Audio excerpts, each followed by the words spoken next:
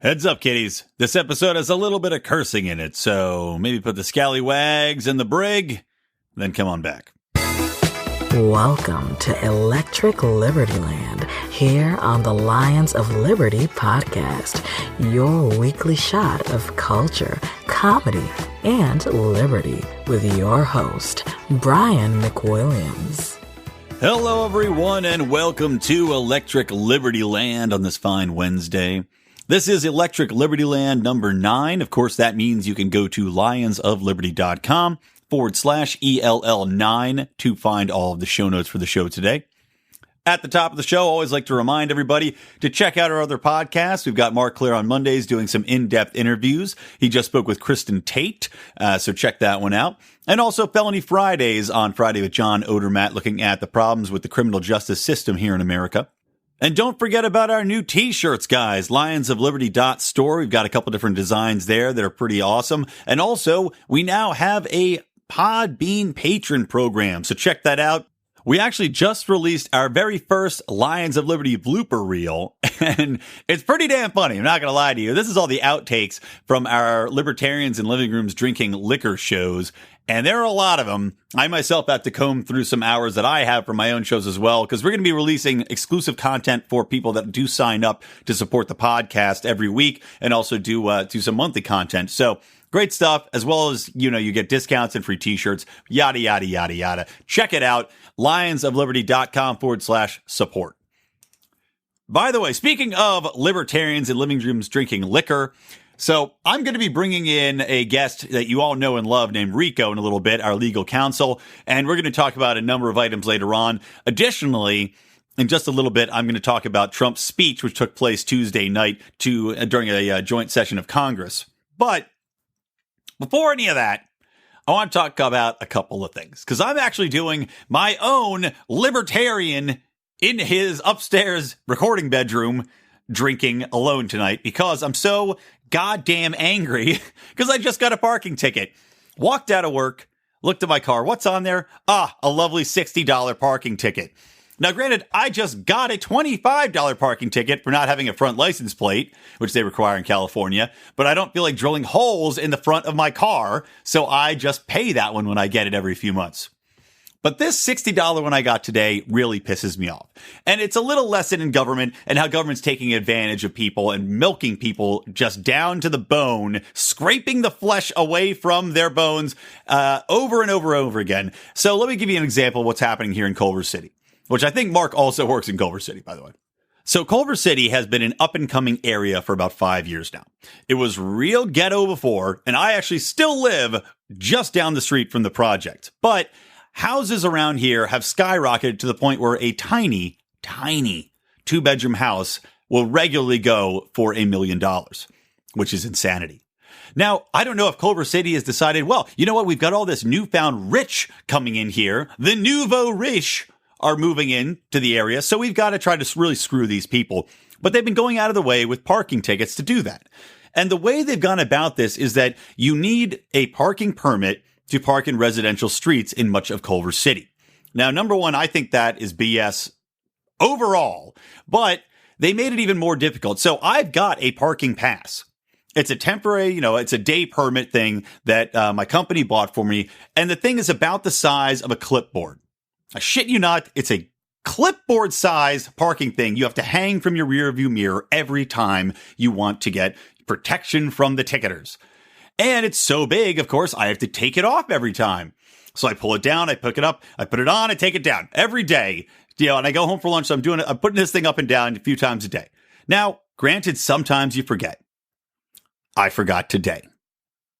Now, is it my fault I forgot to put the parking thing up there? Yes, it is. But let me give you a little bit more insight into this whole parking scheme they've got going. So in addition to this, they also have days of the week in California, throughout all of California, or at least Los Angeles, where you can't park on certain streets during certain times.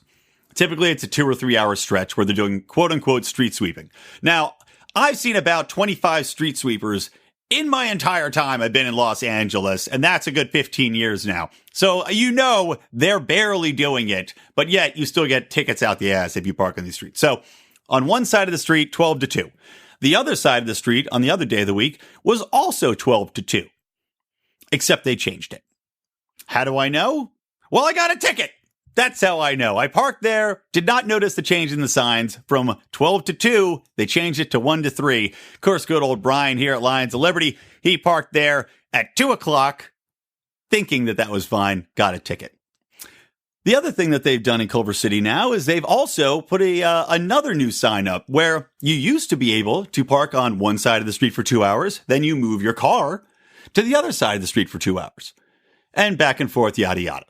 Now you can no longer do that because they put a brand new sign up that says that you can only park for 2 hours in any particular district for parking.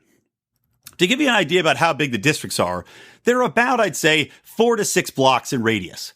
So that means unless you're parked on the very edge, you now are being forced to buy a parking permit. Otherwise, you know you're going to get ticketed over and over again.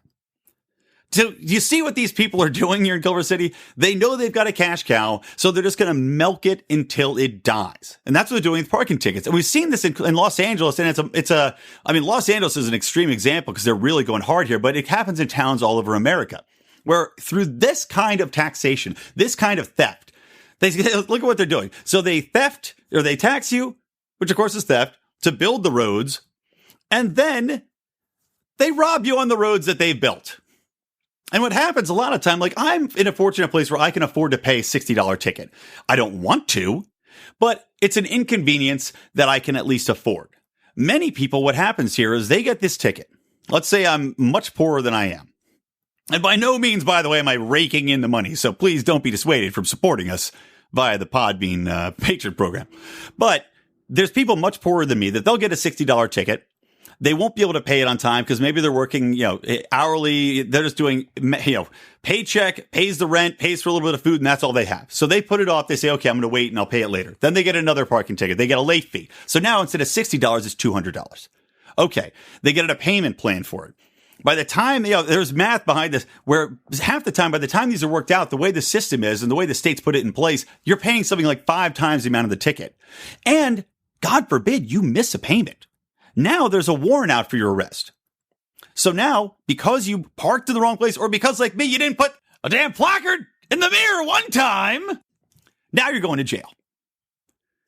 So good luck. Now you're going to jail. Now you get fired from your job. Now your kids may not have anywhere to go. And by the way, foster care in Los Angeles is a major problem because people's kids are getting taken away. Half of that might be due to legitimate reasons. It might be due to poverty or drug abuse. But a lot of these kids are taken away for stuff like this because a lot of them, like 25%, for example, is black in the system here. There's also a heavy amount of Latinos because those, these are the people that are inappropriately affected by this. So you've got people losing their children because they're getting tickets for parking and they're going to jail for them. Now they come out, they have to fight to get their kids back. They have to fight to get their job back because of a state invented problem. These people have had their lives effectively ruined. So thank you, baby Jesus, for not making me in that position, but very easily, there, but for the grace of God, who I don't believe in, by the way, being honest, but there, but for the grace of God, go I. So that happened today. But I just love this perverted Robin Hood that they've invented for themselves, wherein they create the roads, they then rob to in theory, they tell you, oh, no, we're doing this for the greater good. We're robbing from the rich to give to the poor. No, you're robbing the poor to give back to yourselves and grow government. That's all you're doing. So, again, thoroughly disgusted to start the show, but that was a heavy thing. Let's make a joke. How about that? Let's make a joke here. Because I saw today that Barack Obama and Michelle Obama, they just signed a book deal for $60 million so that Barack Obama can write his memoirs. And I guess Michelle's going to have a chapter in there about starving America's youth with her cafeteria programs as well. $60 million that is now guaranteed to be the most read presidential memoir on a toilet. And you know how I know? Because liberals are going to buy it. They're going to read it on the shitter. Conservatives are going to buy it. They're going to use it to wipe. It is a win-win for the Obamas, baby. Well planned, Barack. Way to foster all that animosity. You knew that the long-term goal was to get some memoir toilet paper going there. Brilliant. Can't sell the guy short on that. All right, guys. So let me turn my attention now towards Trump's speech to Congress that just happened. And I'm not going to pull the audio. It's too hard to get the audio in a quick turnaround. I'll be up all night editing it. So I'm just going to paraphrase some of what he said and make some general points. And a warning, I have been drinking during this entire speech, which is about an hour long. Now, granted, I only had one martini, but it was a martini, and it was good. I mixed it with some blue cheese, called it a douche-tini in honor of Trump. So let me run through some of these things from start to finish here. First thing, I just want to comment, a lot of the Democratic women who were in the House showed up in all-white outfits. Why? Well, they said it because that's what women wore during the suffrage movement. Because clearly, the time when women couldn't vote is very similar to the time right now when they're being denied what? Nothing? Because I'm sorry, what the hell are they being denied? What are they upset about? What has Trump done to women? I don't get it. What are you protesting? You have it great. You have it the best you've ever had it in the history of the United States. Arguably, compared to anyone else in the world, women have it the best they've ever had it. Things just keep getting better. Like, what the hell? Why are you dressing up? I don't get it. It makes me very frustrated. But they showed up in all white because that's what the women who were fighting for the suffrage movement did. And I did notice, though, a lot of the women did not stand up during Trump's entrance. Everybody else was standing. A lot of women in white did not stand up. Now, granted, I might be reading too much into this. Maybe they didn't stand up because they're wearing white. Maybe there was some diarrhea. Maybe somebody had a little too much paella before the Trump speech. I don't know.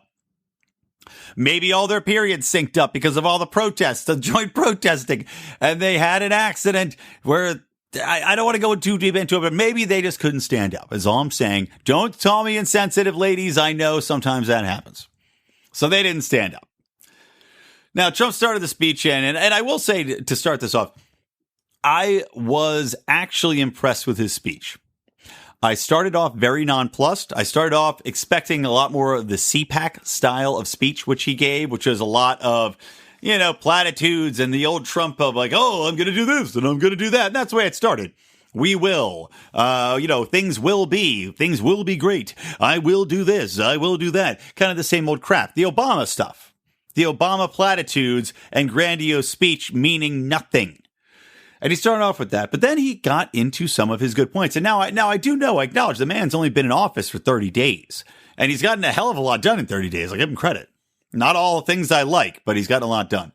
But he did start off in talking about one of the first good points he made was about jet fighters and his negotiations with Lockheed Martin and with Boeing and how that saved billions. And I mean, as far as I know, that is true. So good job. I mean, the government should be doing that.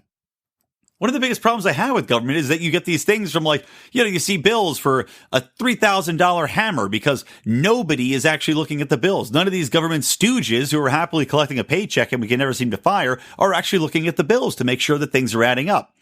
So the fact that the president is actually taking time and saying, no, this is costing too much. Why does it need to cost this much? You've just been taking advantage of the government's largesse for many years and negotiating those prices down is great. I mean, hell, good job, Trump. So that was a good way to start off. Then he started talking about how this concept of passing it down, kind of this is the way things are going to be. Deregulation, a task force within every agency. Every major agency has a deregulation task force to simplify things, to get things working smoothly, which then, of course, I would hope would be passed along to business owners, to consumers, to citizens of the United States, so we don't have to go through so many hoops and have so many headaches when we're trying to get anything done. Which, of course, we know that every regulation adds money to whatever we're trying to do. So I love that. Good job on that too, Trump. Something next I did not enjoy. It's going to be a lot of that. But the next thing I'll bring up too that I took note on was that Trump mentioned how he was going to dismantle the criminal cartels in this country. Now, he's not talking about specifically the mafia. What he's talking about really is drug gangs. And he goes into that, how the drug war, he goes, we need to crack down and really, end this drug war because, the poor citizens across the state are addicted. what really we need to remember is that where did the most powerful organizations come from? Where do the biggest mafia organizations come out of? What was the chrysalis that they emerged from, like the beautiful massacring blood butterfly that we created? And where were they created? They were created during the Prohibition. Prohibition gave all of the organized crime the perfect opportunity to grow in this incredibly lucrative industry. It was the black market. So Trump, by saying he wants to destroy the criminal cartels by putting down more prohibition and cracking down even more and making it more difficult to get drugs, is just playing into the hands of these organizations that become more powerful, more wealthy, better armed, and more clever because, you know what? Humans evolve. So the more you do to try to stop them, the more clever they're going to be. So it's an effort in futility. And Trump's not putting two and two together that the only solution to this is to end the drug war and to end prohibition. We're going to come back around to that a little bit later. Let me keep my thoughts linear here because my martini is going to prohibit me from doing too much else otherwise. All right. The only one bright side of that little tangent he went on to about the criminal cartels and the drug war was that he did emphasize treatment over pure incarceration. So hopefully that's a little bit more of his liberal side coming out. But, you know, talking about how he wants to improve treatment centers and grow that side of things. So hopefully that means we're going to see a reduction in the amount of people that are going to jail. And now Trump did not mention justice reform one time during this entire speech, which is disappointing. Not surprising, but disappointing. Did not mention justice reform at all. So this is, in a way, justice reform, you could argue, because if people are not going to jail for minor drug offenses or drug offenses, if they're going to treatment, which they can be treated and released, that's a big step forward. And I'm going to talk about Jeff Sessions after I wrap this up, too. So, again, we're going to come all the way back around to this. Okay, so next thing I want to talk about is that he talked about immigration, obviously. No big surprise there. Although I did feel like he missed a major point that he could have brought up. When he's talking about immigration and how we need to crack down and enforce the laws on the books, the man didn't bring up the fact that his predecessor, and granted, I know Trump hates Obama and doesn't want to give him any credit, but here would a brilliant move if he had said, I want to crack down. I want to do even more than my predecessor, Barack Obama, did. The president to deport more illegal immigrants than anyone else in our nation's history. Because then, what are the Democrats going to do? They're sitting there. They're sitting on their hands half the time. And it was funny because, half the room is GOP, half's Dem. And half the time you just see they're all just sitting there pouting, which is so annoying. I just can't stand when these little bitches do this kind of stuff, whether they're GOP or Dem. It's like, come on, you babies. You have the Super Bowl. Tom Brady just scored a touchdown against the Falcons. Such little bitches. But, they're sitting there and they're not clapping. But what are they supposed to do? It would put them in a position where what are you going to do? You either got to applaud the enforcement of immigration policies, or you got to refuse to clap for your guy. Your dude that can do no wrong, that just got $60 million for a book deal, that people are saying is going to have one of the greatest legacies in the history of the United States as a president. It would have been a brilliant move, and he really messed up by not doing it. Next up on my little notes here, there was a really funny moment, actually, where Trump, he said something. I can't even remember what it was he said because I was laughing too hard. But Trump said something, and there was an applause break. Because there's 400 applause breaks, which gets very annoying. Easily doubles the length of the speech. But there was an applause break where Trump kind of looked to his left towards his constituents in the GOP side of things. He looks to his left. He puts his arm up on the podium, and he sees there's like one or two people that are not like standing and applauding. And he looks over and he goes like this. He hits the podium. He goes, people. They both stand up in the front row. These two GOP senators, they stand up and he goes, thank you. And it was such a embarrassing show of strength. If you're Trump, if you're those senators, it's like you have been thoroughly emasculated right there. So embarrassing. And that wasn't the only funny moment, by the way. There was another great moment too, where Trump, and again, I apologize, I can't remember what he was talking about, but he had this thing where he goes, he says something and he finishes with the word harm. And if you're a fan of The Princess Bride like I am, he went like this. He goes, harm. And it just sounded exactly like Inigo Montoya when he's talking with Fezzik and they're doing the rhymes thing, where Inigo goes, he probably means no harm. And then Fezzik goes, it's really very short on charm. Awesome. I love it. I should have done a better Andre the Giant there. I can do one, but I'm not going to re-record it. Let's see. What's next? The Dems didn't stand or applaud for Gorsuch. That really annoyed the shit out of me because, honestly, if you're not applauding for Gorsuch, who is a gift, he's a gift from Trump to the left. I mean, there are much worse dudes, both for the left and for libertarians, mind you. There are much worse dudes that could be coming down that pipeline. This was a relatively low bar. It's a guy who's an originalist. He's got stuff to like on both sides. And for these idiots to not applaud or give him any notification or any sort of acknowledgement that this is a good pick was stupid. And they clearly coordinated it because none of them applauded. It boggles my mind. You don't think he's going to remember that when he's weighing in, hopefully, on the Fourth Circuit Appeals Court insane decision on the Second Amendment rights and military-style weapons that Rico and I are going to talk to about in a little bit? You don't think he's going to remember that? He's going to remember it. So that was idiotic. Trump talked a little bit about corporate tax reform. That was great. Talking about lowering the burden on corporations to keep them here. I'd much rather him do that than this tariff talk that he keeps going into, which he went into a little bit tonight as well. Very frustrating. But just lower the corporate tax, Donald, like you said you're going to. Drop the corporate tax down to 15%. That is a massive incentive. I mean, Jesus, think of the billions of dollars saved just by dropping that corporate tax rate down. All right, what else? Healthcare. Went into healthcare, of course. He did a great job of slamming Obamacare. The Democrats were booing everything he was saying, and it was like, what are you booing? The truth? Are you booing the fact that you can't keep your plan and Obama lied, which he did? Are you booing the fact that skyrocketing premiums have hit everybody, which they have? Are you booing the fact that the markets have collapsed, which they have? It's like going to a diner and then they're like, well, here's the problem. We ran out of pie because we didn't make enough pies. It was our fault. Then you're like, boo, not enough pie. It's like you're booing a fact.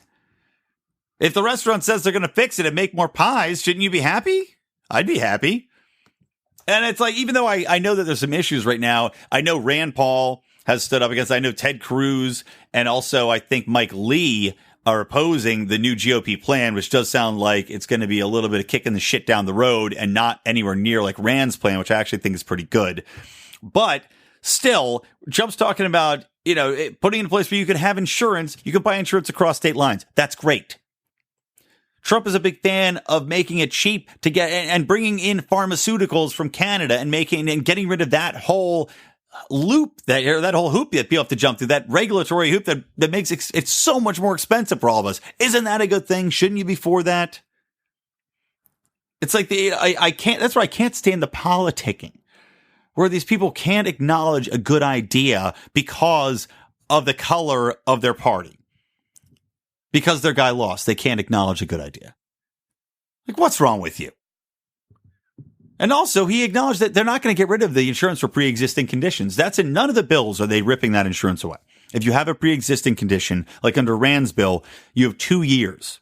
2 years under which you have to get insurance. And they can't deny, if you keep your insurance, they can't kick you off. That sounds like a pretty good deal to me. Well, actually, it sounds like a horrible deal to me because I don't think these people should be forced, or insurance should be forced to cover these people in the first place, but they're already on there. So fine.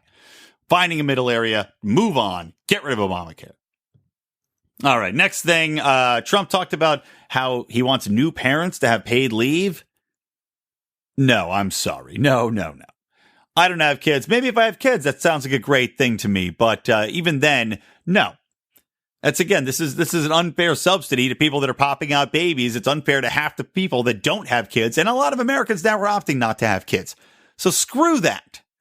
No employer should be forced to be paying paid leave. That's a perk. If you want to offer that as a private business, that's a perk. Great. Should the government be offering paid leave? No, it shouldn't. If you want to have a kid, you wait until you're able to have a kid. You can take the time off. Don't tell me that we have to pay for that. I shouldn't be subsidizing your kid. I'm already pissed off enough that I have to subsidize your kid going to school.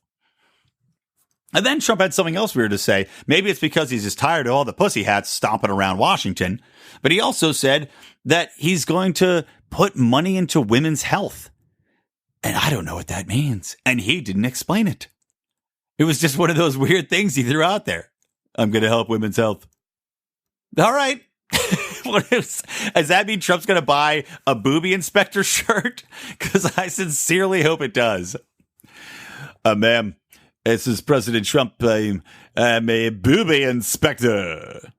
Like, what do you... I don't know what he's planning with that. But I really hope it is federal booby inspector. FBI, ma'am. All right, what else? So I'll hit this quick because I got to get through this. I know it's taking a long time, guys. But this is supposed to be an extra long episode. You brought this on yourselves. I promised you I would do an extra long episode because my voice was a little hoarse last time. Now you got drunken ramblings after Trump. So you reap what you sow. I guess I reaped what I sowed. He talked about the FDA. This was actually fantastic. He talked about loosening the regulations, allowing companies to get drugs pushed through faster with less oversight, less of these ridiculous requirements that slow drugs down for years and cost billions and billions of dollars. And he gave and this was like, it wasn't just empty platitudes. He actually had a woman in the audience named Megan. She was in a wheelchair, and I apologize, I can't remember the exact disease she had. But Megan, she had her disease. She was able basically to survive because of entrepreneurial medicine from a company that was able to get a drug through, and it was basically saved her life. She's now a functioning member of society. She's going to be graduating from Notre Dame. He had her there as an example of, look, this is who would be dead right now with these FDA regulations in place. And how many other millions of lives are wasted because of these FDA regulations? Because they're just slowing things down to slow things down. Because we don't have the ability to volunteer our own bodies to be tested when you have an emerging drug.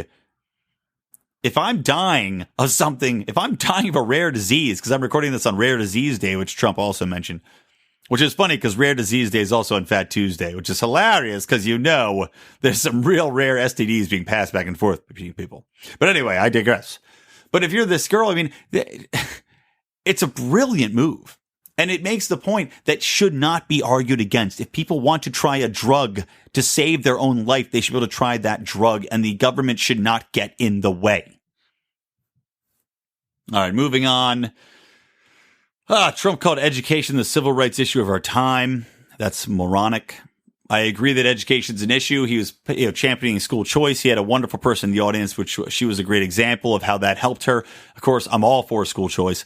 And but to call it the civil rights issue of our time, I'm sorry, no. The drug war is a civil rights issue of our time. By far. Not having a good education, that can contribute to your going to jail or maybe selling drugs. But again, you end the drug war, you can sell drugs and make a perfectly good living. And you're not going to go to jail. So again, you fix the drug war, you fix a lot of what ails society. So I did not agree to that statement, whatever. Trump also said he strongly supports NATO, but our allies need to meet obligations. That was great. Now, us being a part of NATO, us supporting other people across the world and putting our troops at risk and putting our money at risk, where the citizens have no vote in that I'm not for. But at least he wants to make our allies put forth the measly 3% they're supposed to be putting forward. So good statement there. Trump, of course, also wants to massively expand the military. He even said it himself, the biggest military expenditure or increase in expenditures in, I don't even know, 50 years. I don't know where this money's coming from.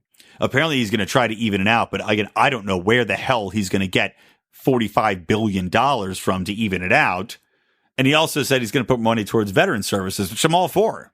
I mean, God knows the state of the VA is atrocious. It's disgusting, and it's a blight on American society. It's a shame. It's a black eye and everybody should be ashamed of that. But where's that money coming from, and what is that going to look like? Didn't go into it. But I will give him this. I'll sum it up, and I'll end this by talking about one great statement he made, and I loved this. And if you love liberty, you love this. is that he said, we respect the foreign rights of all nations to chart their own path.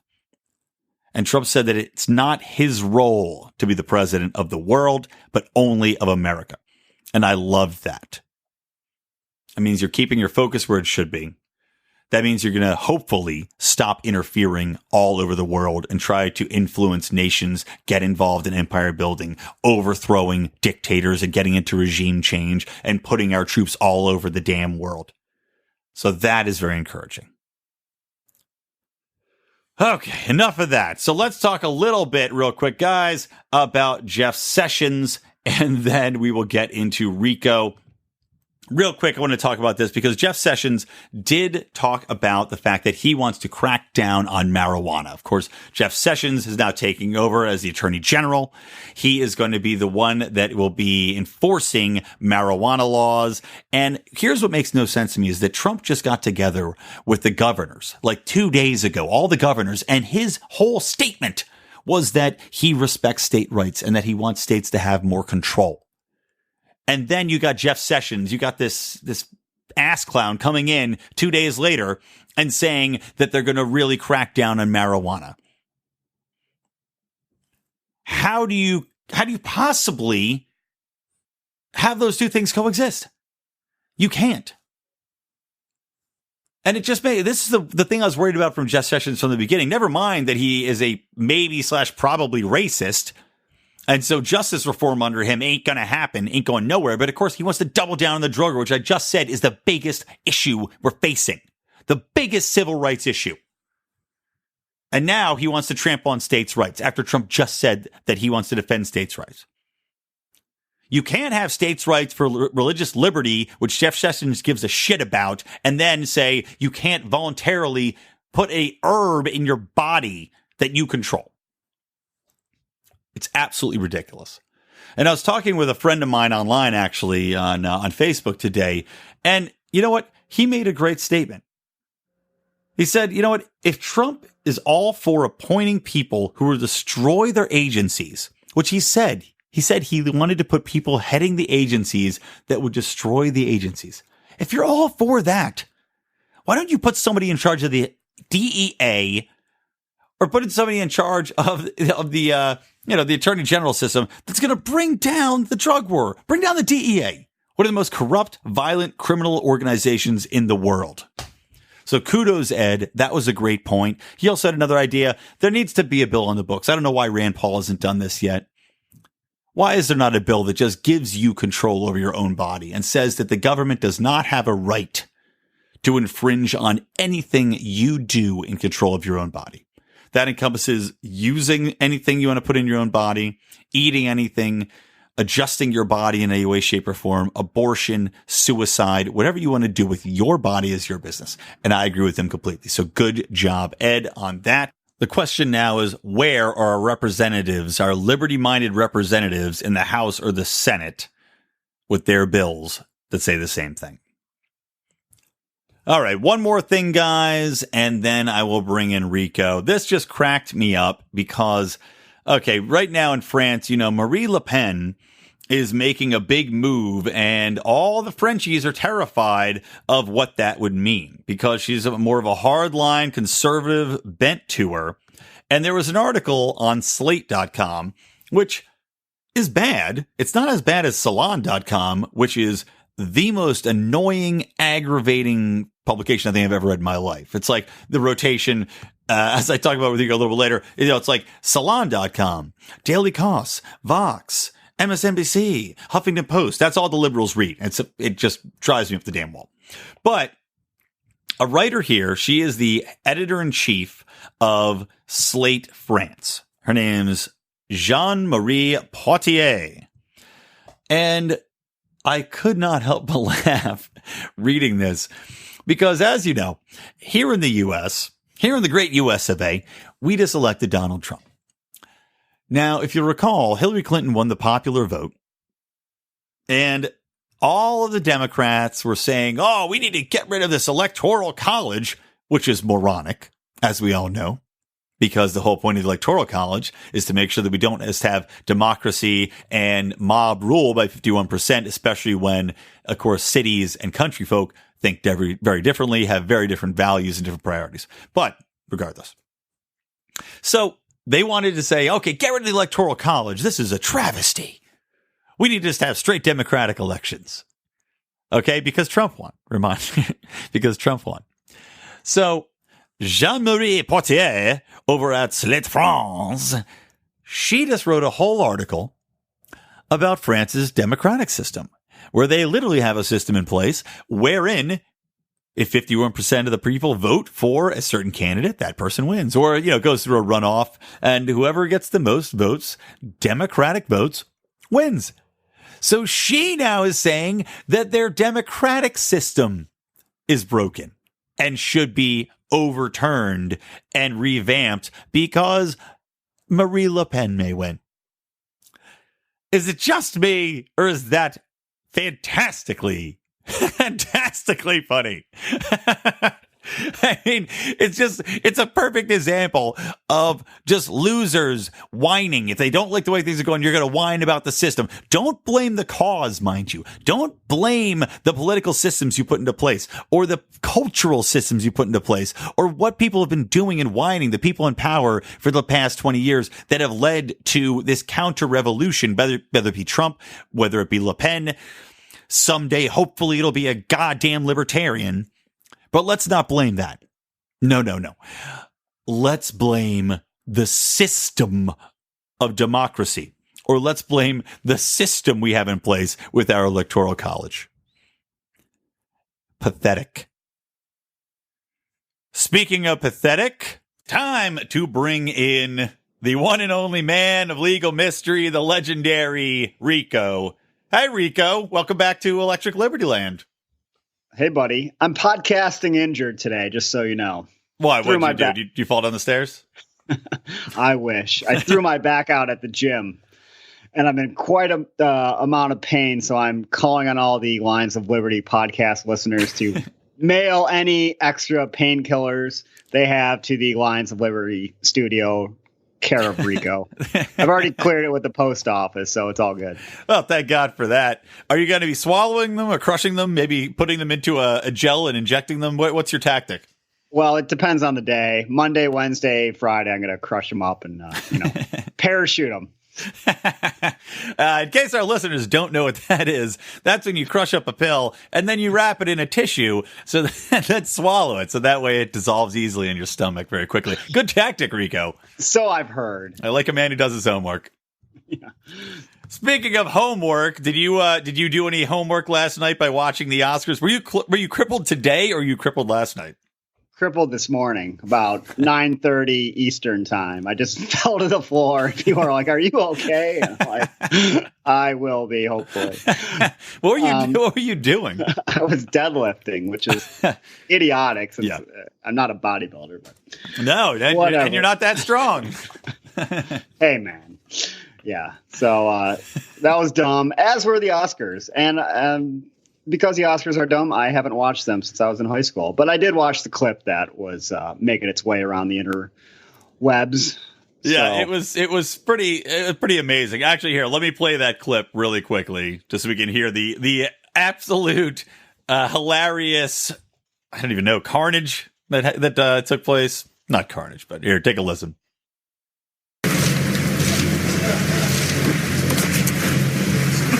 And the Academy Award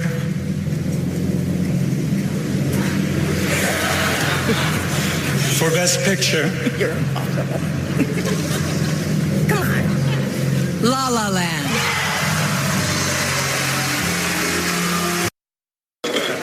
We lost, by the way, but, you know. Guys, I'm sorry. No, there's a mistake.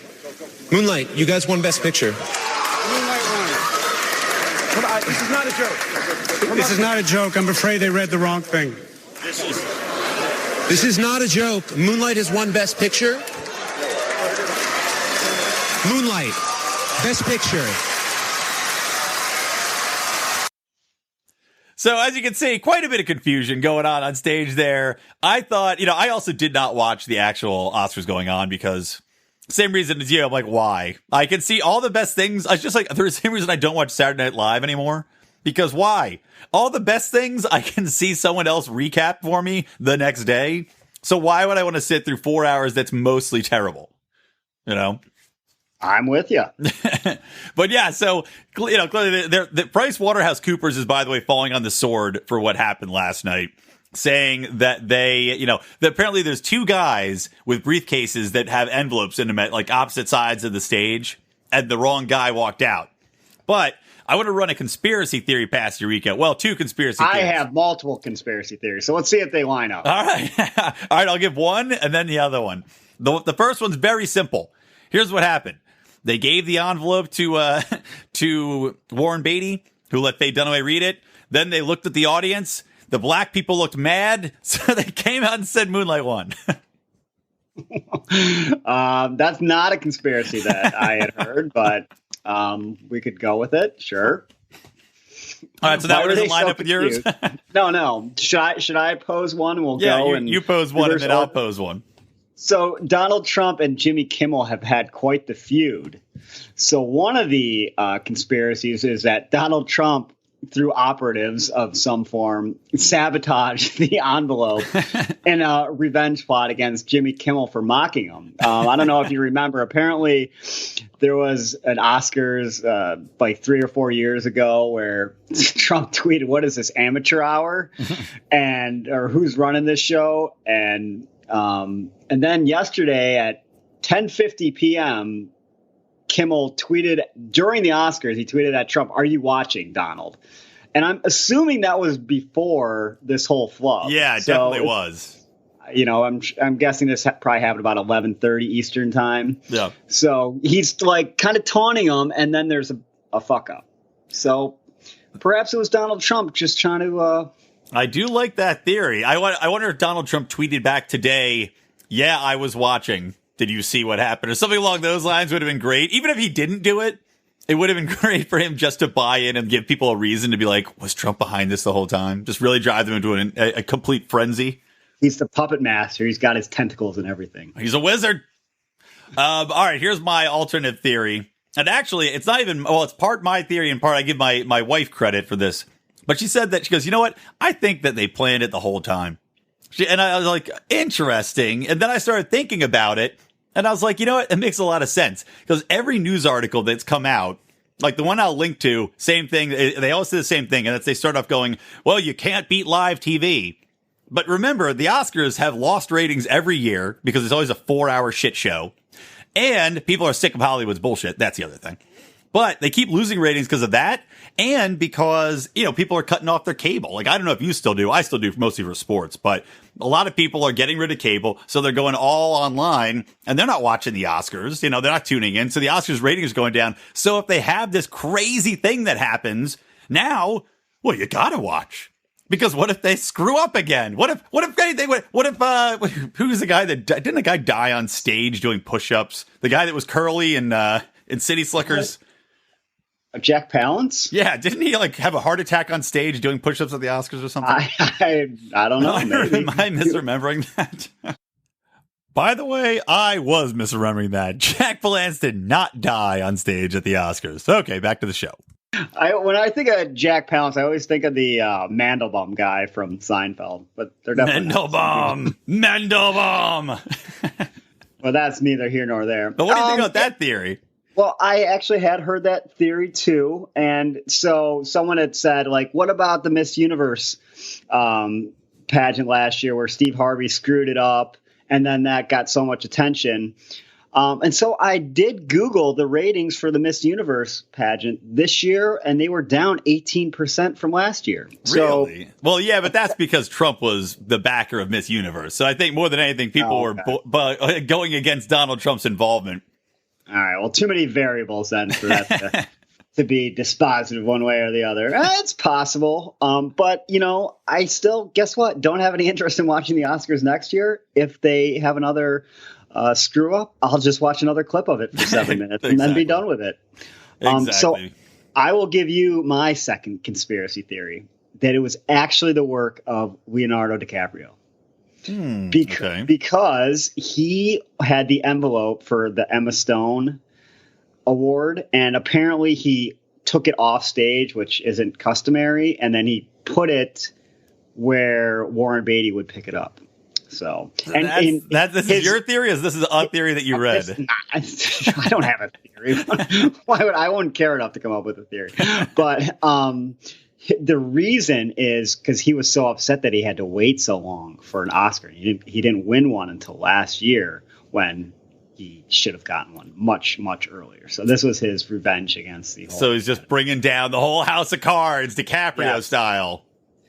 I think one thing we can agree on, there's definitely conspiracy involved in some way, shape, or form. I agree completely. Believe in conspiracies and nothing else. I believe, because you know what? I have to think there's 17 different checks to make sure that they don't get the wrong envelope, especially for Best Picture. It's like, really? Yeah. So, yeah, I think something's shady behind the scenes there. Someone said that the presenters already know, because I went on Reddit just to try to see if there's any other conspiracies. And someone said that presenters already know the winner, so they're not surprised. But I don't believe that either. Yeah, well, I don't know. Well, you know what? Warren Beatty did look at it, and then he was like, I don't know. He was kind of like, and then he gave it to Faye Dunaway. He's like, let this idiot read it. She won't know. Emma Stone's name on it. So he's right. Like, what? And Warren Beatty's a smart guy. Warren Beatty had, by the way, Warren Beatty, if you don't know, is also like the most legendary playboy in Hollywood. He had more sex with more Hollywood starlets, including Madonna. I can't remember if it was before or after Joe Canseco had sex with Madonna. Joe Canseco? Oh, Who yeah. Is that? Jose? I mean, not Joe. Jose Canseco, I mean. Yeah, I don't know if it was before or after Jose Canseco had sex with Madonna. But yes, he was an item with Madonna for a while, and yeah, he's a playboy. So that's the same for his screw up, though. I think he should have, just like Paterno had wins taken away wrongly, which are now returned. But I think that Warren Beatty should lose some of his playboy stats, keep him out of the Hall of Fame as a punishment. He'll never lose the memory, so that's all that matters. Hopefully he has pictures that'll be released after his death. That'd be nice. Yes. So there were obviously, during the Oscar ceremony, though, this is one of the reasons I didn't watch it this year, too, because I know it was going to be a never-ending Trump fest, and which it was. Only like 15 different people mentioned Trump in their statements. And, of course, during the opening monologue, Jimmy Kimmel didn't go too hard in on Trump, actually. I thought he would go more liberal, but he didn't do too much. But he did acknowledge Meryl Streep, which annoyed the living hell out of me. And of course, people are giving her a standing ovation for standing up there. And if you listen to the previous couple podcasts where I talk about her during the Golden Globes, and then she did it again during some other thing recently, it takes no bravery to do what she did. Standing up there, it's like everybody tonight did the same thing, where you're going up there, you're speaking to a room that agrees with you already, in an industry that agrees with you already. So give me a break. It's just like, knock it the hell off. And the fact that they acknowledged her in the middle of this was just drove me up the freaking wall. My thing with the politics, with actors, with athletes, is you want to be, out there, you want to be giving some kind of opinion. That's fine, but don't limit it to only when there's a Republican in office. It's quite annoying. Where have you guys been the last 8 years? It's not like everything has been just rainbows and, sunny days when Obama was there. There was all types of trampling on civil rights. There was a lot of issues with immigration and deportation under Obama. So where were they then? And they'll come out there, and then if a Democrat comes back in power, they'll all shut up and say everything's great. And it's just bullshit, and it's just nauseating. Like, if you can't be there all the time, don't just, jump on the train when it's easy. Yeah, well, it's selective emphasis. I've been listening to a liberal bent podcast, but it is interesting, called You Are Not So Smart is the name of the podcast. It's like a boing boing podcast.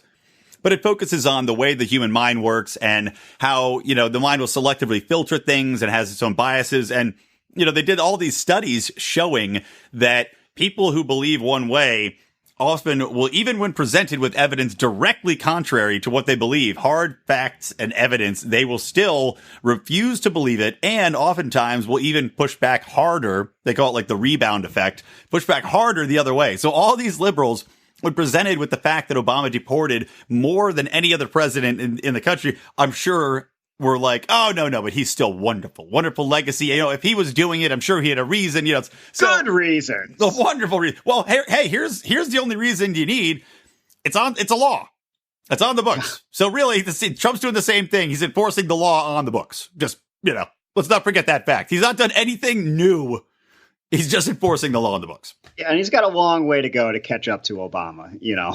Well, he's got, as Harry likes to say, he's got a good 8 more years to do it. That's true, which will probably be brought up in some of the other topics that we're going to discuss. Likely. Because, you know, it's just such a, you know, with these Hollywood speeches that most people probably do not care for. It's just like they're further galvanizing people to be for Trump when the people for, you know, the left, the extreme left is so just irritating. Yeah. Well, and that's also that, you know, tying into this podcast I just mentioned, which I'll link to in the show notes, which of course you can find at lionsofliberty.com/ELL9. But when I link to that, you'll see they do talk about that as well, is that to your exact point, when you make these speeches, the people that already have a bias where they say, I already like Trump, they're not going to convince to anything. And you're only going to redouble their hatred of the left and their hatred of left policies. So yeah, all they're doing with this grandstanding is pissing off the people that already believe in Trump. And you know what? It's so over the top, and people are getting sick of it. Like, I've seen more and more people being like, okay, let's knock this shit off now. But the people that are now, maybe they were left leaning, are also being like, just, you know, I can't stand the constant racket on Facebook. Like, I know people that are just, you know, they're pretty much ignoring Facebook now. They're getting off social media for weeks at a time because they just can't stand all of the one-way bluster about Trump that's, you know, clogging up their feeds. Yeah, I've had to kind of unfollow a lot of people. If you link to Huffington Post more than 5 times in a single day, chances are I'm not following what you're saying anymore. Huffington Post, Vox, Daily Kos, yeah. Huffington Post, Vox, Daily Kos. Yeah, that's the rotation. Every article that goes up there, share. Right. Like, no. Well, you know what? I was actually, I think I said this to our Facebook group, which of course you can find at Lions of Liberty Forum and the Facebook. But I posted a thing where I got an email from the Washington Post because they let you read a certain number of articles, and then they're like, well, now you have to subscribe. So I was like, fine. So I didn't pay for it, by the way, but you have to get on their email list. You subscribe to their email list. But I got an email like 3 days in a row. I'm reading the topics, and it was like 12 stories, and 10 out of 12 stories were bashing Trump in one way or the other. And I posted this, like, this is why it's so hard for me not to look for reasons to defend Trump, because the mainstream media is so vehemently opposed to him all the time. So it's like when you see this constant barrage of negative pieces that are just going out of their way to cite any little thing and ignoring anything positive that could come out of any of his policies or any of the things he's doing with regulation or cutting, you know, trying to balance the deficit. He wants to increase military spending, but he's trying to balance that out at least. It's like, give the guy some sort of equal ground, give him some sort of equal coverage instead of this just, you know, absolutely biased reporting. No, there's more mentions if a city like Richmond votes to impeach him. Impeach Trump, yeah. I was like, okay, well, that's going to do nothing. But not that I advocate this, but it would be funny if Trump just nuked that city. Just overnight. It's like, it's a beautiful city. Guess what, Richmond? Just blows it up. We won't go into that story. Okay, let's move on here for a minute. I want to read one speech from the Oscars. Just know the majority of the speeches were all the same. It's what you'd expect. So, but I will take one guy who was an Iranian director. I'm going to mess his name up. Asghar Farhadi. He took the Academy Award home for Best Foreign Film for the drama The Salesman. Now, he did not attend the Oscars in revolt against the immigration ban. Of course, Iran is on that list. And he said he had another woman who was an Iranian astronaut. Who knew? She read his statement instead. So here's what it says. Dividing the world into the U.S. and our enemies creates fear, a deceitful justification for aggression and war. These wars prevent democracy and human rights in countries which have themselves been victims of aggression. Now that, I don't know about you, Rico, but that's one where, yeah, I you know, he wants to protest, fine, but I like his statement there because it makes a very salient point. And that point is that the U.S. has done more to bring back, you know, like there's a reason Iran does not like the U.S. You know, the U.S. overthrew their nation's leadership, and we have been constantly mucking up with them and getting in the way and stopping their ambitions to do whatever nuclear stuff they want to do for decades now, and trying to undermine them through every other country around them. So he makes a great point. He's been the victim of aggression. Iran has been the victim of aggression, and now we're like, you know what? I know we came over there and punched you in the face, but now you want to attack us, so nah, no more. So what do you think about his statement? Yeah, it's hard to argue with some of those points, and I think that speaks to even the larger issue about the refugee ban, which is a whole other topic. Yeah. But the U.S. has a large role in the creation of the kind of vacuum that's going on in the Middle East that's allowed all this shit to come up, and ISIS, Al Qaeda. The U.S. is partly to blame, at least, and then they're going to try to wash their hands. So it becomes a difficult question is, okay, well, you basically shit all over the floor, and now you just kind of want to say, all right, see ya, right, clean up. Yeah, exactly. Build a fence around the shit and leave it there. Right. So it's kind of a question of, what level of responsibility does the U.S. have now? And his point is a much narrower point, but I think a very good one. In that, yeah, like you said, they've screwed over Iran on a number of occasions. Israel has, done things as well to try to destabilize that region. So, they are victims in a sense. Yeah, most definitely. It's hard to argue. And also then you also have to take the impact of all the sanctions we put on them. And the sanctions, as we know, don't affect the leadership of a country. No one's displacing the Shah of Iran over some sanctions, but the people are going to be disproportionately affected by those sanctions. The people might be unable to eat. They might be unable to have their businesses function. They might be losing their lives because of the sanctions we're putting in place as well on the poorest part of Iran. So, again, don't tell John McCain that. John McCain would gladly go over and step on every single baby in that country right now. I can promise you that. Not even alleged, promised. All right, you know what? Here's that.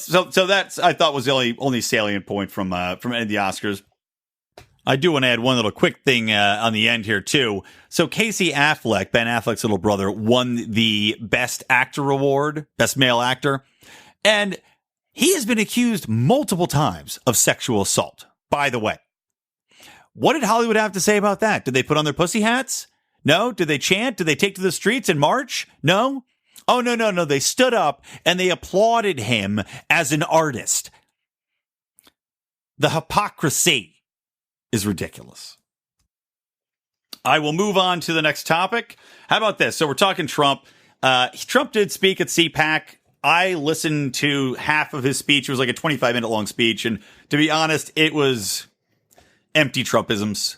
It wasn't something where I don't even really want to go into it too much. A lot of other podcasters have already broken it down, but man, that guy, he just, when he started talking about the fake news stuff, it was kind of cute.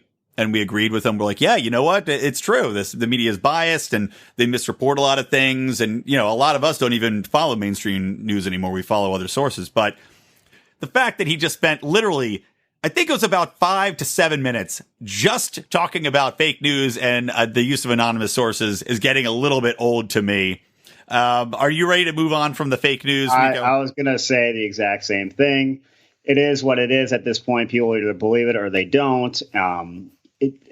It's remarkable kind of the stamina he has to keep up at this issue. But at the same time, I'm already tuning it out. I didn't trust most of these news stations to begin with.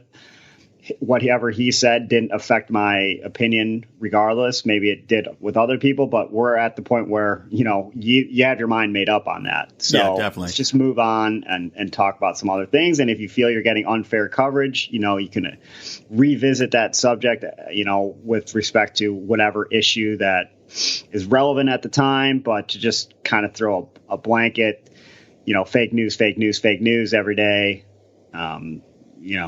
you're losing. It's losing its effect. Yeah, but it does bring up a worrying concept. And when he banned CNN, I was like, all right, fine. But now, the last time he had his briefing session, he was like Breitbart and a few other publications that were online, and none of the mainstream media news were allowed in them. And that to me does does raise the problem of freedom of the press and whether or not they're being willfully denied access to anybody that might question, because now it goes farther than, okay, this is fake news and they're biased, into, well, now nobody is going to be able to criticize him, or nobody's going to have access that can criticize him. And that to me is a little bit scary. I criticized Obama for having a closed administration and his attacks on press. And also, well, he'd attack some press, and he also had lackeys, which he would hire from the press to show you how biased they all were. But I don't know. I find it a little bit scary, and it does get into a huge concern as to one of the base tenets of our country, which is the freedom of the press. So, I mean, what do you think about that? Should we start pushing back on this really hard to say, okay, look, fun's fun, but you need to knock this off now. You need to get these people back in these briefings.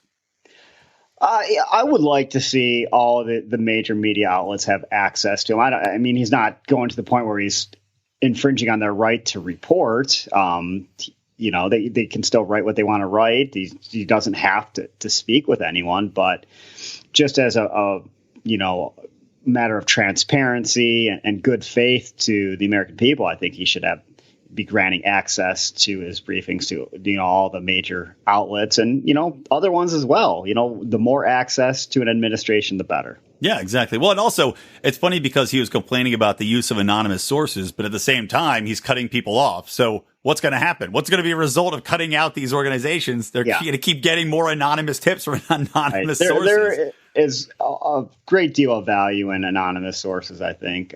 Not in every situation, but to say a blanket like we should not have anonymous sources. Okay, well then you're discouraging, people every whistleblower from coming out. Yeah, precisely. People are going to be afraid of repercussions. So I think it's a matter of him either not caring or not really thinking that point through. Yeah, agreed. And I agree with you as well. They're not being prohibited from reporting, of course, but it still is when you're not getting direct access to ask the president questions, it is limiting the ability of the press to report accurately. And you need to have that access. There's certain things that maybe the media in the room are not going to challenge him on. So by prohibiting that dialogue, it is to me very concerning. Hopefully it's a short-lived thing. Well, I don't know about that. Well, he doesn't seem to have lost any steam yet, but we'll see. All right. Next thing I want to talk about, keeping on the CPAC trail. And guys, we're busting them through today. We're on a schedule. Just to let you know why we're chugging through quick. So CPAC, there was, I would say, 0 Liberty candidates that spoke there. Some people would argue that Ted Cruz is a Liberty candidate. I would at this point, I would at this point say that is total horse crap, especially with all of his campaign actions during the run up to the presidential campaigns. And of course, his recent actions, he rolled back certain things, certain provisions of the Patriot Act, and then put in brand new provisions that were even worse than the Patriot Act in many ways. So I think Ted Cruz is not the one we need to look to. But I mean, that shocked me how the whole CPAC, from going from a very liberty centric conference the last few years. I mean, Ron Paul and Rand Paul and Massey, Justin Amash in there. None of those guys were there. And now it's all this like populist. I mean, look, they were going to have Milo speak before they canceled on him. But they don't have anybody that could represent the more libertarian side of things, which was supposed to be the future of the movement. So, I mean, I'm trying to make sense of this. You'd think they would try to throw us a bone at least. But, I mean, what's your feeling? Is now, as people have said, is the libertarian movement done for the next 4 years? Or do you think that there's plenty of opportunity, despite what CPAC did, that with Trump in office, there's now even more way for the libertarian movement to succeed, pushing back against certain policies that he's trying to put into place? Well, with respect to CPAC and specifically, I'm not surprised. I believe the majority of Republicans, just like the majority of Democrats, are more interested in winning than in principle. So, the over the last 8 years, the motivated people were the libertarians. They were motivated to spread the message, and the Republicans were kind of just muddled and, woe is us. We don't have the president, and what can we do? And so they weren't showing up, and it was up to the motivated wing of the, I guess, conservative bloc, if you want to lump the libertarians in there. And that's why they were showing up, and they were vocal and passionate, but now we have all these people jumping on the bandwagon. Trump won. Yay. Everything's great. Let's show up. And because we won. And I think Nick Gillespie made a pretty good point. He said, Trump's victory kind of let the GOP go about their business as if nothing was wrong. We won. Everything's great. We have the House. We have the Senate. We're the president. So all is good. And, yay, next 4 years. Yeah, no, I agree. I think like I said, it's everybody loves the winner and everybody wants to be on the winning team, which is one of the biggest issues that I had trying to convert people to vote libertarian in the past. But I also think, you know what? I lost a lot of respect for CPAC in the way that it's clearly now, people looked at it as like, we should take something away from what's going on at CPAC. Clearly, this is the will of the conservative world, but yeah, they're just selling tickets. The CPAC, I think, is less of a leadership organization and more of, hey, we're having a big old convention. We need people to buy passes so we can make our money. So we're just going to book a bunch of crap that we know will get the Yahoos to come out. And we were the Yahoos, apparently, for many years. Well, I think Trump was supposed to speak there last year, but he didn't. He was too good.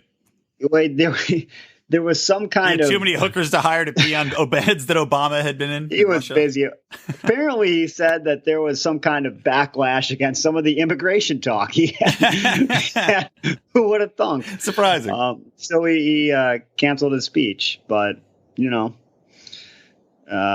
I mean, it's not just a libertarian thing where they just kind of turn their backs on the libertarians. Now, it was always kind of a, multi-pronged, I don't even know the word I'm trying to think of here, where, a lot of different viewpoints were supposed to be present, but now the president won. We're the party. The president sets the kind of course, the direction of the party in general. And, that's what Trump has done. I think that seems to be a problem with the big political organizations, like the big R's and D's, because they do just cater to the whims of the president. You're right. They follow along and the president sets the agenda and then they kind of conform to it rather than look for ways. Like if there was a libertarian, if there were a lot more libertarians out there, I can guarantee you would not see this type of thing. Libertarians are very principled people. No matter who's in office, we're going to find a lot of problems with what they're doing, unless you put Ron Paul in there, which, God, if only.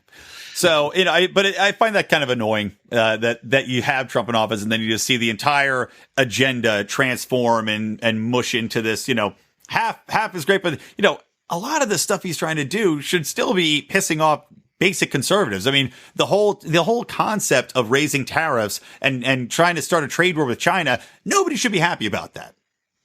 And the fact that they're not, standing up and rallying and rattling the sabers at CPAC about it and having people that might be contrary to him is upsetting and cowardly. Yeah, well, I think it speaks to the uninformed nature of a lot of the general public that they're not against this. And it speaks to a lack of backbone and many members of Congress that they're not speaking out against things like that. They're kind of letting Trump have his way right now. And even on the things that there should be pushback, there's not a lot.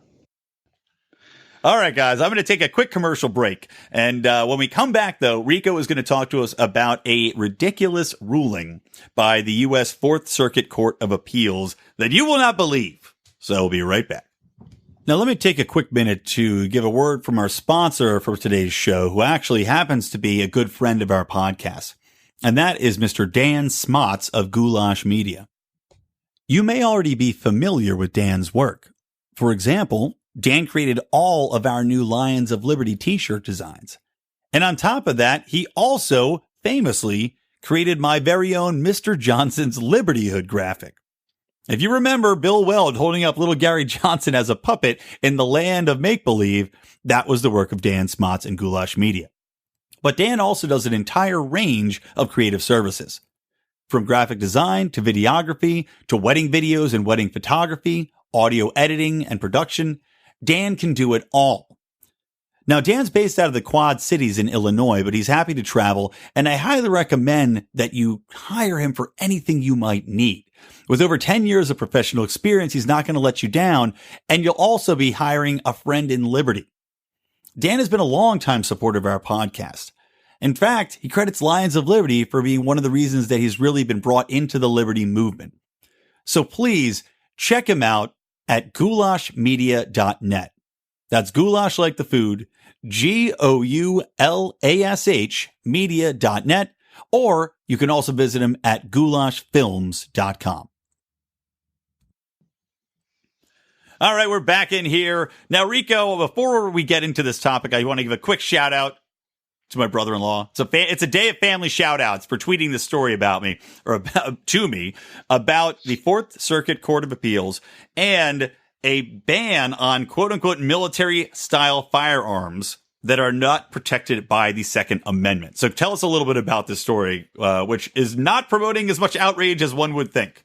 All right. Well, the case, I believe it's Kolb versus Hogan. Basically, it challenged the constitutionality of Maryland's Firearms Safety Act, which banned military-style rifles and shotguns and detachable magazines having a capacity of more than 10 rounds of ammunition. Violation carried a penalty of 3 years and up to 3 years in jail, maximum fine of $5,000. More severe penalties if used in the commission of a felony, blah, blah, blah. So basically what the Court of Appeals said in the Fourth Circuit was the Second Amendment didn't even apply to this case, which you might think, well, why not?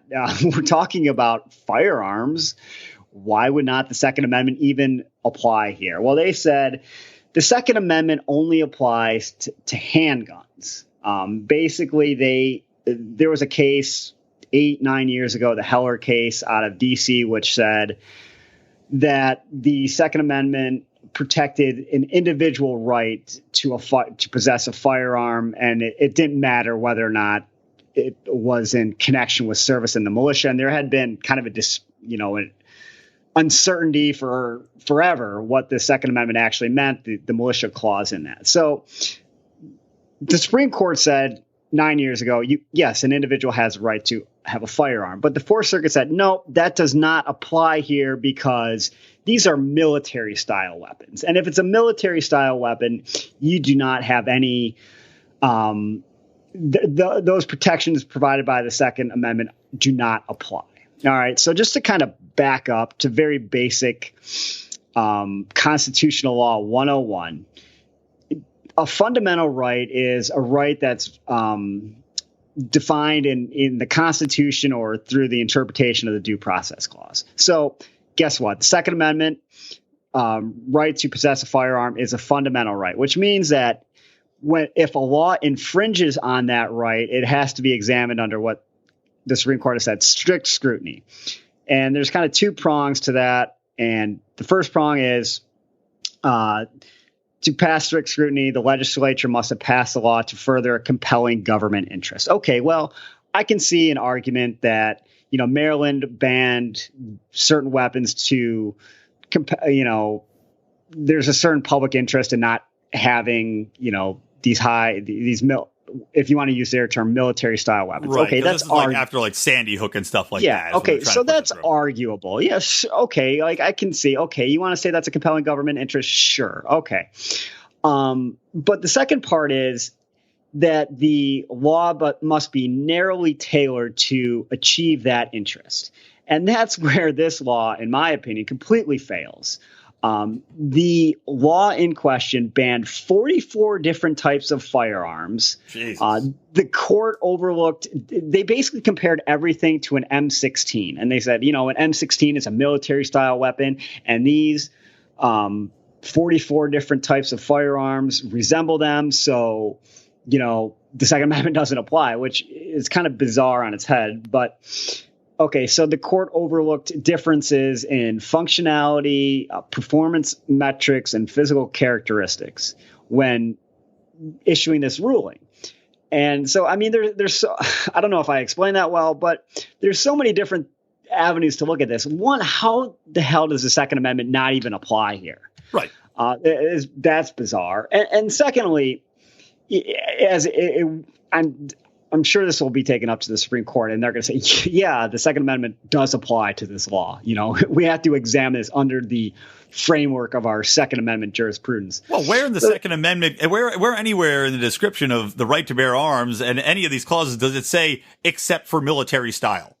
It doesn't. It doesn't in the Second in the Amendment, Constitution, obviously. And it also doesn't say there anything like that in the Heller decision, which they were basing this on. They said that there's a bright line rule for discerning which firearms are constitutionally protected. Weapons that are most useful in military service are not shielded by the Second Amendment. Well, you know what? Military style weapons, there's nothing in the Heller decision, to the best of my recollection, even remotely uses any term like that. Okay, so they just made up a rule, which goes kind of towards a point I made, I think, the last time I talked with you about courts legislating. Mm-hmm. Not their role. Okay, they do not make up what the law is. Yeah, nowhere is there military style weapons. Is that the test for where the Second Amendment applies? So this is a bizarre decision on many levels. Like judicial advocacy. They're pushing their own agenda clearly and with no regard for the actual laws, with any respect for the Bill of Rights. And when you read it, it makes no sense that the Second Amendment wouldn't apply. And that's what I just can't get over, the fact that they think that they can bifurcate what guns would and would not be covered, because there's no language to dictate that.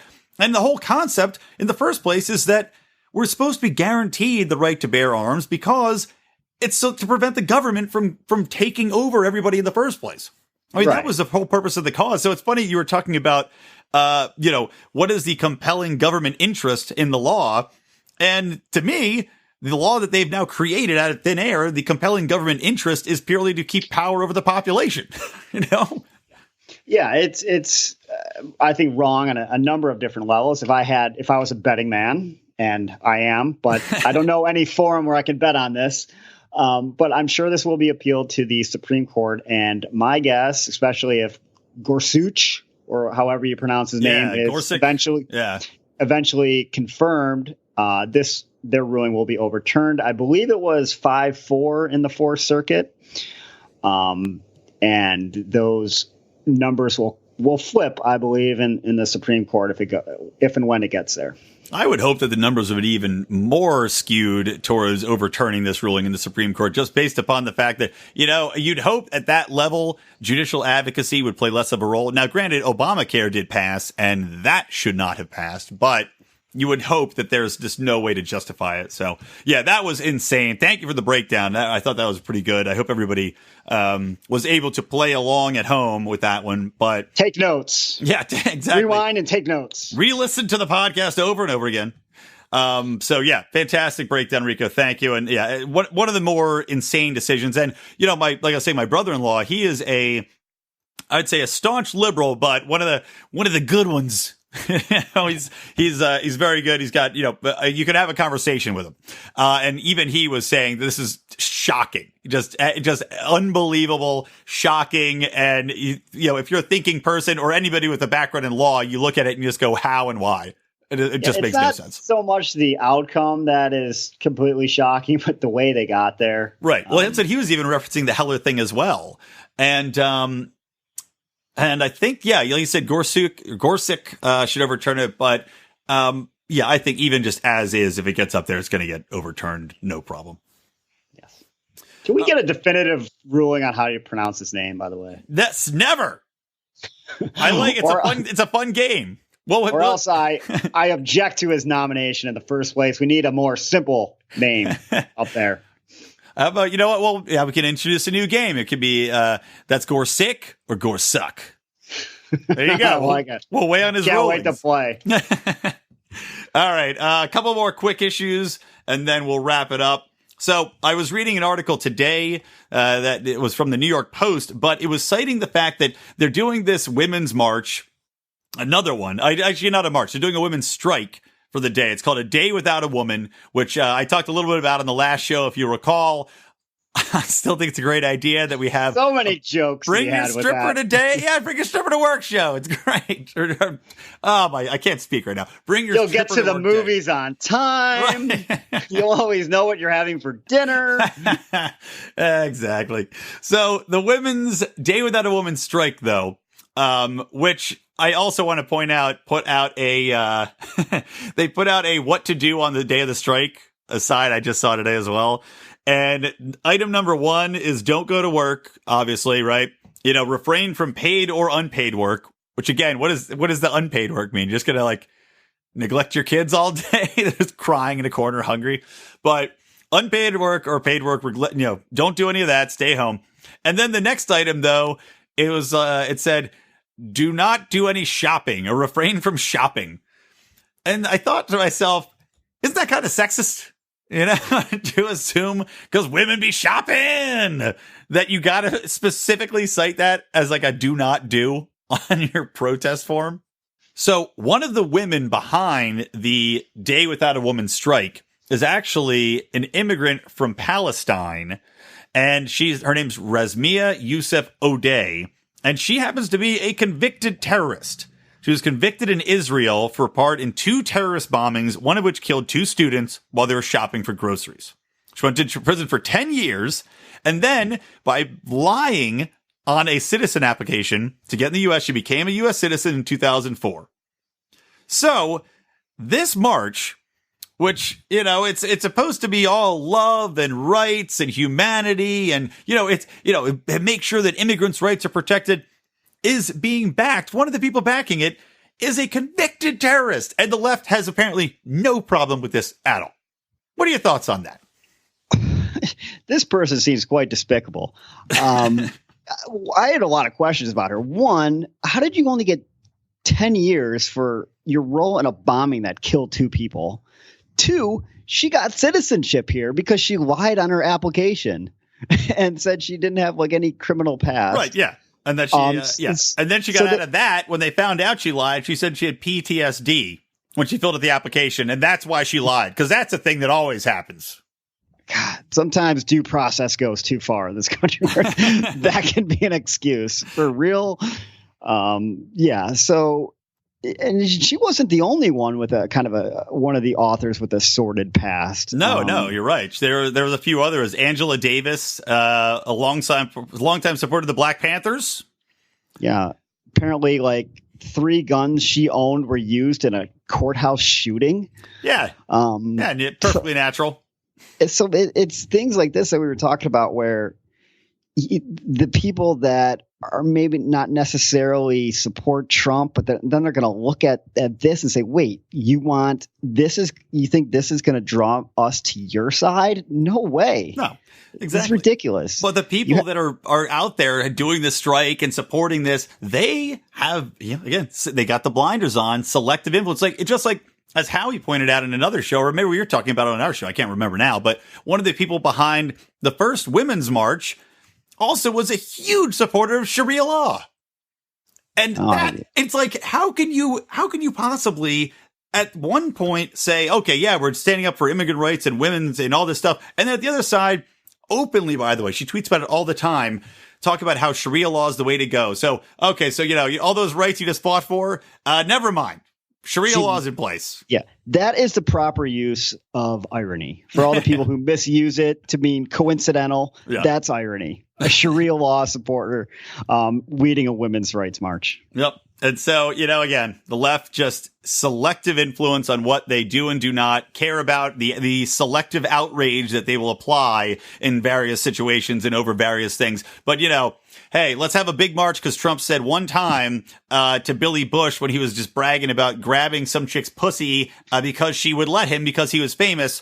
Let's have a giant march with 3 million women over that and then ignore the terrorist and the Black Panther woman whose guns killed or was used in a courtroom shootout and the chick who loves Sharia law and all the other people that are horrible behind this. Because, why? You can only get upset about so many things. Yeah. Right. Gotta have priorities. Yeah. So good job, ladies. All right. Last thing to wrap it up here. Actually, I'll give you the option, Rico. Would you rather talk about town halls and the groups behind the town halls that are trying to rile up people and pretend that everybody there is anti-Trump? Or would you rather go into conspiracy theory time and talk about whether or not there's a false flag operation going on right now in America? Is that a serious question? Oh, Do you think I would pick against conspiracy theories? All right, let's get down conspiracy lane for the second time in the show. All right, so this one, this is how this topic came up. And I'll link, by the way, I will link to the article about anti-Trump sentiment, supporters at town halls, and how that is actually being backed. It's recorded on video of people saying, we're going to go in. We're not going to let anybody that has any sympathy for Trump ask any questions of any of the GOP people, and we're going to just ruin the event. That's a thing. No one's surprised. But the other thing that I saw today is there is a recurrence now where supposed bombings are being called into various Jewish institutions and schools, and also headstones are being knocked over at Jewish cemeteries.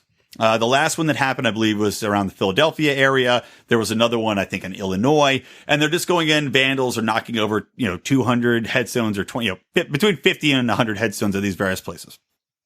The question I asked, and this is in our Liberty chain today, in which we can now discuss, Rico, is whether or not you think this is a actual group of people or several groups of people that are rising up organically across America, mind you. And I want to remind everybody that the KKK currently has fewer than 3,000 members in all of America. Let's put that out there. Now, is this an uprising? Is this the alt-right that has decided after Trump won? Remember that Trump won, that they're going to go over and vandalize cemeteries and call in bomb threats to schools and go after Jewish people?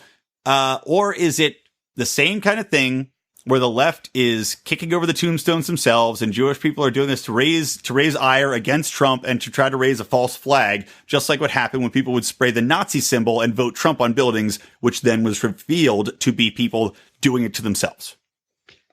Oh, yeah, I'm definitely all on board with that conspiracy. I think the extreme left has proven what kind of tactics they take to push their agenda forward, whether it's the Berkeley rallies, the swastikas you've already mentioned, the Project Veritas videos that were shown, before the election. Muslim woman who, I think it was, again, at Berkeley. That was in Alabama or something. Yeah. Well, there was one I thought at Berkeley. Then there was another one, various campuses where they're like, these men went up to me and they called me a raghead or whatever it was and pushed me. And then turns out all made up. And, then the police reports, they recount them and the police said we investigate, no truth to it. So, all those examples. So, sorry, go on.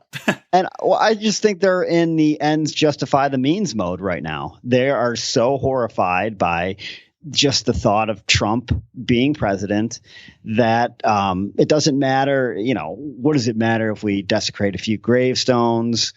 It's all in the name of getting this guy out. Right. And that will ultimately benefit everyone because we're going to have this racist, anti-Semite, misogynist, just horrible person out of the White House. So everything will be good. And, this minor inconvenience will be worth it. I mean, why not?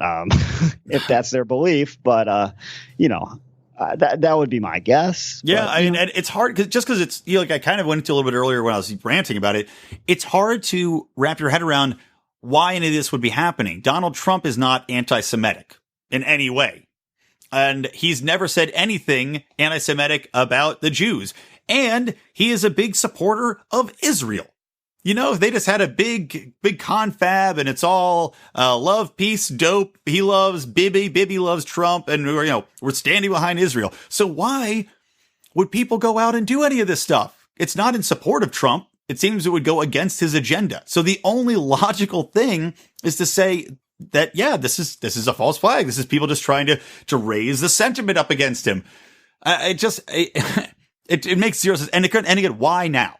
Why now? If it was going to happen, why did it not happen during the campaign? Why did it not happen any of the other times throughout the last 25 years if people really wanted to make a statement against Jews? I don't get it. There's actually a pretty funny clip, very marginally related to this whole topic, but of Bill Burr on Conan recently. I don't know if you saw it, where he talks about, all the racists were fine the last 8 years when there was a black guy in the White House. But as soon as it came to the possibility of a woman, they all came out of the woodwork. That's the kind of the belief that a large amount of people have right now. So totally. And I'll play that clip for everybody real quick so you can hear the Bill Burr. It is funny and it's good observation. And then we will come back and I'll sign us out. been unsettling so far, you know. What did you think of Hillary Clinton at the inauguration? I thought that was, for her to show up at that inauguration, it's the second time that... And she started crying a little bit again. I don't know, man. I don't know. I get sick of people making excuses for her. She blew it. See that? Nobody thinks that. She blew it. Look, you lost to a guy who said 3 things a week that would torpedo anybody else's campaign. How do you do that? That's like you're playing a football game, the other team throws 20 interceptions, and you still figure out how to blow it. At what point do you take responsibility? They try to say, they would be like, oh, it was a bunch of, I love the racist white guy thing. A bunch of racist white guys. They came out of the forest, and they were just going, Trump, Trump, Trump. It's like, where were all these racist white guys the last 2 elections when they could have voted against a black guy? They were fine. Oh, I don't mind the black guy, but this white lady, we got to stop her. It's going to take her 4-wheelers, Macuzzi.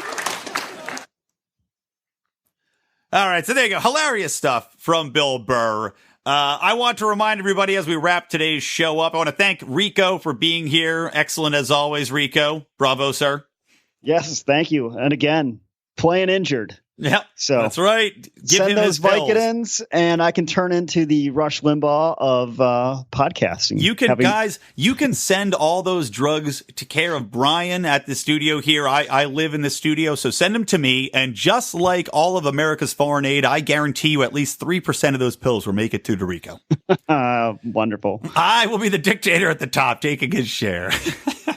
All right, so guys, to wrap the show up, reminder. Go follow us on Twitter at Lions of Liberty. Join the Facebook forum, Lions of Liberty Forum. Just type it on in there. Please, if you enjoy the show, share it. And don't forget to please give us a review on iTunes. Helps boost up our ratings there. More people will find it. More people will see it. The ideas of liberty will spread. And don't forget, we have our new t-shirt line from Dan Smots, as you heard earlier, lionsofliberty.store. And you can support us. Support this podcast with real hard cash at lionsofliberty.com/support. All the information's there. So guys, from me, from Rico, and from Electric Liberty Land, always stay plugged in to Liberty.